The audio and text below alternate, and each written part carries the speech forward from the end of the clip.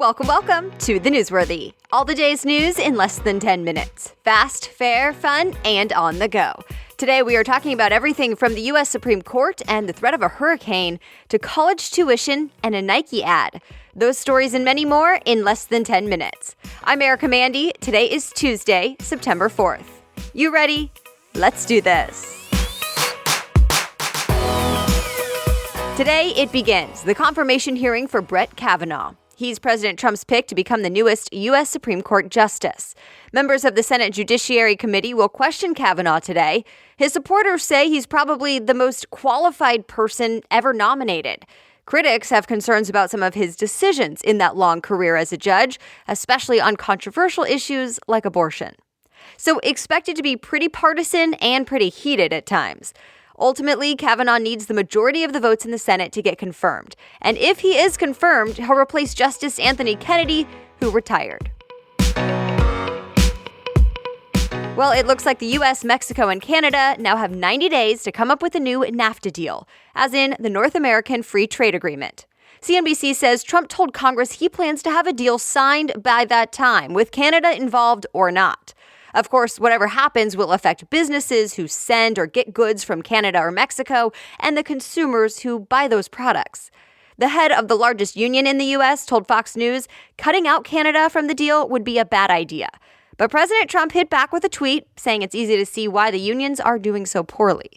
The president did face some backlash for criticizing the leader of the largest labor union on Labor Day.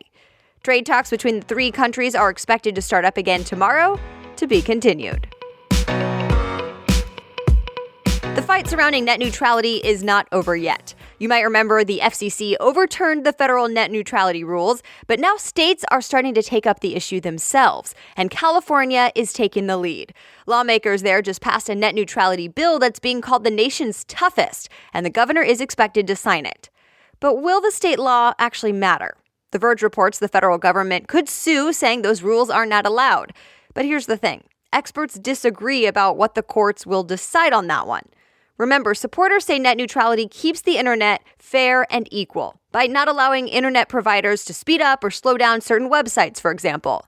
Critics say it's too much regulation and stifles innovation. More states may be joining this fight. Stay tuned. Tropical storm Gordon is in the Gulf of Mexico, and it might become Hurricane Gordon. The storm is already affecting Florida, and AccuWeather reports it might affect the central Gulf Coast as well. The tropical storm is expected to become a Category 1 hurricane. Louisiana's governor already declared a state of emergency to prepare, and a voluntary evacuation is in place in parts of southeast Louisiana. Be ready for possible flight delays in some areas, too. We'll have an update on this one tomorrow. It's the second insider attack in Afghanistan in 2 months. Fox News reports a U.S. service member was killed and another wounded by the same Afghan forces they're there to train. Also over the weekend, the Pentagon said it killed the head of ISIS with a drone strike late last month. It's said to be one of the most important museums in Latin America, and now it's gone. A fire destroyed Brazil's National Museum over the weekend, and CNN says more than 20 million pieces of history were destroyed with it. Artifacts spanning 11,000 years went up in flames, including Egyptian mummies and some of the country's first fossils.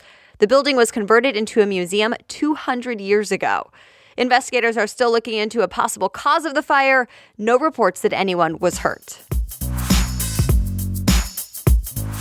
A quick break now for our sponsor. And today I want to tell you about my friend Adam Shively. He's on a 1 million-pound mission. He's lost more than 100 pounds himself. And then he helped his hometown lose more than 35,000 pounds. And he wants to go even farther. He's using his 1 million-pound mission podcast to inspire healthy results across the globe. So first, check out his podcast at millionpoundmission.com or search 1 million-pound mission on whatever podcast app you like to listen on. And if you're someone who feels trapped by the continuous weight loss and regain cycle, check out Adam's new Transformation Reboot program. He knows what it's like because he's been there, and he refers to that cycle as the black hole of fitness doom. So Adam and his coaches want to help you reclaim full control of your health. You can learn more about his new program or just listen to his podcast at millionpoundmission.com. Now, back to the news. The price match guarantee. It may sound like it's coming from your local store, but it may actually be coming from the local college. The Wall Street Journal says colleges and universities are taking new steps to recruit students. Some private schools say they'll match tuition offered by the public ones in the same state. And even public universities in Michigan, South Dakota, and Nebraska are letting students from other states pay as if they were locals. The Journal says it's to change perceptions about private schools and recruit more high-achieving students. Another big upset at the U.S. Open, this time on the guys' side. Last night, John Millman from Australia beat the 5-time U.S. Open champ from Switzerland, Roger Federer. Now it'll be Millman's first quarterfinal in a major tournament. And even Millman admits Federer just didn't play his best, but he said he'll take it. Oh, and by the way, Serena Williams won against her sister, Venus.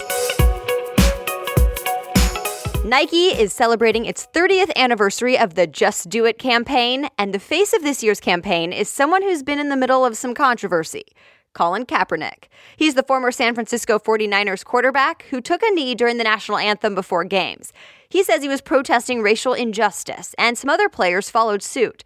It then led to President Trump criticizing the NFL. Well, no team has signed Kaepernick for nearly 2 years, and now he's suing NFL owners, claiming they conspired to keep him out of the league. Nike's new campaign has Kaepernick's picture on it, and it says, "Believe in something, even if it means sacrificing everything."